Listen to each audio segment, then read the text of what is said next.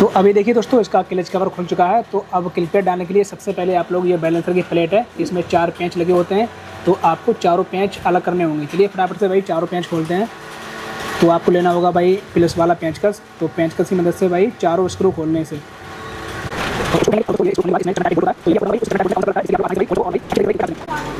तो अभी देखिए भाई चारों पेंच खुल चुके हैं। तो अब भाई एक पेंचकस ले लें माइनस वाला और सही तरीके से भाई इस प्लेट को निकाल लें। और इसमें ऑयल भरा होता है, तो नीचे कुछ भाई बर्तन लगा दें जिससे कि भाई ऑयल गिरे, तो भाई बर्तन में गिरे। तो आप लोग हल्की हल्की चोट मारिए जिससे कि भाई आसानी से यह प्लेट निकल सके।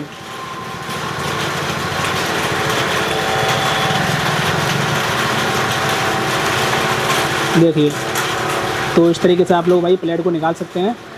तो इसमें देखिए भाई एक चकना टाइप बोल्ट होता है, ये वाला।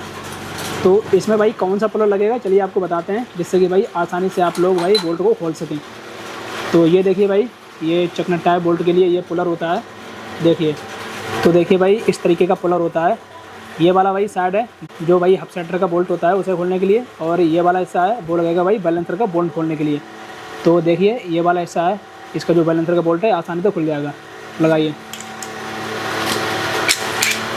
अगर आपके पास भाई इम्पैक्ट टूल हो तो आप लोग आसानी से मशीन की मदद से भाई बोल्ट को खोल सकते हैं। ये सीधी दिशा में बोल्ट खुलता है। देखिए भाई कितनी आसानी से बोल्ट खुल गया। अब इस भाई बैलेंसर को आप लोग निकाल लें। तो अब सबसे पहले भाई ऑयल प्लेट को निकालें आप लोग। ये होती है ऑयल प्लेट। इसमें भाई 8 नंबर के 2 बोल्ट लगे होते हैं।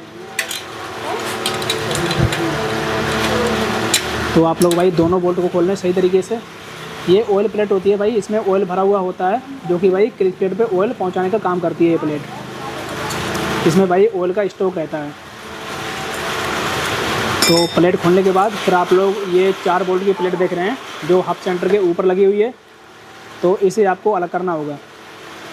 तो देखिए भाई ऑयल प्लेट खुल चुकी है। अब आप लोग 10 की टीटामी ले लें, या इम्पैक्ट टूल है तो आप लोग इम्पैक्ट टूल की मदद से खोल लें। तो 10 की टीटामी से देखिए भाई फटाफट से इस प्लेट को बाहर करते हैं। देखिए,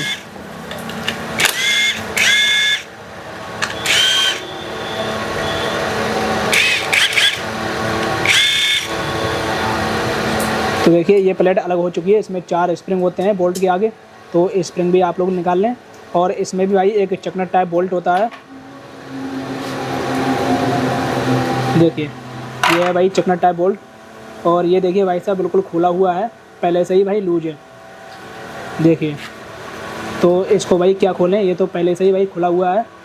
वो कहते ना भाई कि मरे को क्या मारना, पहले से ही मरा हुआ है।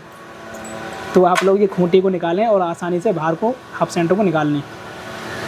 तो देखिए जैसे भाई बोल्ट निकल रहे हैं और वार्सन निकल रहे हैं, उसका आपको भाई खास ध्यान रखना होगा जिससे कि आप लोग भाई कन्फ्यूज ना हो। और ये 2 टुकड़ों में लॉक होते हैं, तो इसे भी बताऊंगा भाई आप लोग कैसे डाल सकते हैं। ये देखिए ये बार्सल होते हैं, पर ये लॉक का काम करते हैं हाउजिंग के लिए। ये हाउजिंग लॉक करते हैं।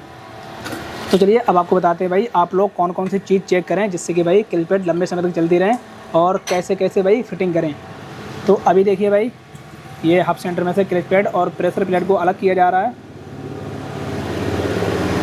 इसमें एक होती है क्लिप प्लेट और एक होती है प्रेशर प्लेट, और दोनों को भाई सही तरीके से फिटिंग करना है। और फिटिंग करने का तरीका आज आपको ऐसा बताऊंगा जिससे कि भाई क्लिप प्लेटें लंबे समय तक चलती रहें और भाई गाड़ी में जो पिकअप है वो भरपूर आ जाए। तो अभी देखिए भाई ये है प्रेशर प्लेट, ये प्रेशर देने का काम करती हैं। और चलिए भाई आपको दिखाते हैं क्लिप प्लेट। तो ये रही भाई गाड़ी की क्लिप प्लेट। तो क्लिप प्लेट में ख़राब क्या होता है दोस्तों, ये बताते हैं। ये जो आप लोग ऊपर का लेदर देख रहे हैं, ये वाला ये लेदर होता है भाई, काफ़ी मोटा होता है और ये घिस जाता है और हार्ड पड़ जाता है, तब ये क्लिप प्लेटें ख़त्म हो जाती हैं। फिर क्या होता है भाई, गाड़ी में फ्रिक्शन नहीं बनता है। जब भाई फ्रिक्शन नहीं बनेगा तो गाड़ी में पिकअप नहीं आएगा, जब पिकअप नहीं आएगा तो भाई गाड़ी दौड़ेगी नहीं। तो ये चीज़ ख़राब होती है। चलिए अब आपको बताते हैं कि कौन कौन सी चीज़ें चेक करें जिससे कि भाई क्लिप प्लेटें लंबे समय तक काम करती रहें। तो सबसे पहले आपको भाई हाउजिंग चेक करनी है कि हाउजिंग कटी हुई तो नहीं है। तो अभी देखिए भाई ये रही हाउजिंग। तो हाउजिंग में आपको भाई ये सीट देखना है। अभी देखिए भाई इसमें ये क्लिप प्लेट गड़ी हुई हैं, इसमें निशान पड़े हुए हैं। देखिए ये निशान, ये इसमें भाई 3 क्लिच प्लेट चलती हैं, क्योंकि भाई इसमें 2 स्लॉट होते हैं, ये बड़ा वाला स्लॉट है और ये छोटा वाला स्लॉट है। इसमें भाई चलती है 1 क्लिच प्लेट और इस वाले स्लॉट में चलती हैं 3 क्लिच प्लेट। तो भाई देखिए 3 क्लिच प्लेट के निशान पड़े हुए हैं, 1 2 3। और ये छोटा वाला स्लॉट है, इसमें भी देखिए काफ़ी भाई गहरा निशान पड़ा हुआ है, देखिए। तो इसे भाई क्या करेंगे, इसे भाई ग्राइंडर की मदद से फ्रेश करेंगे। फ्रेश करने के बाद आप भी भाई अगर क्लिच प्लेट डालना है, मैकेनिक हैं, तो भाई फ्रेश करने के बाद ऐसा हाउजिंग निकलता है, तो फ्रेश करने के बाद तभी भाई क्लिच प्लेट डालिए। तो इसका आपको भाई खास नोटिस करना है। चलिए अब भाई आपको हब सेंटर चेक कराते हैं कि उनमें आपको क्या चीज़ चेक करना है। तो ये है भाई हब सेंटर, देखिए। तो इसकी भी आपको भाई सीट चेक करनी है। ये सीट है, इस पर कोई स्क्रैच ना हो और इसमें भाई इस वाली कोर पर भाई धार ना लगी होनी चाहिए। अगर धार होती है तो आप लोग महन वाला रेगमाल ले लें, उसकी मदद से भाई फ्रेश कर दें।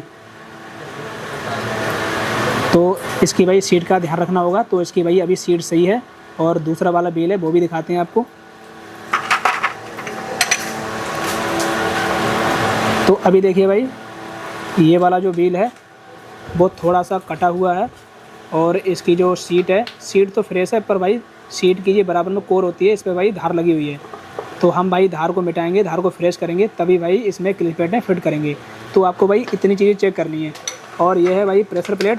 तो भाई प्रेशर प्लेट को आपको क्या करना है, प्रेशर प्लेट भाई आपको मांजना है महन वाले रेगमाल से, क्योंकि जब क्लिच प्लेटें कटती हैं तो इसके डॉट होते हैं, डॉट में भाई लेदर पहुंच जाता है, तो डॉट भाई भर जाते हैं।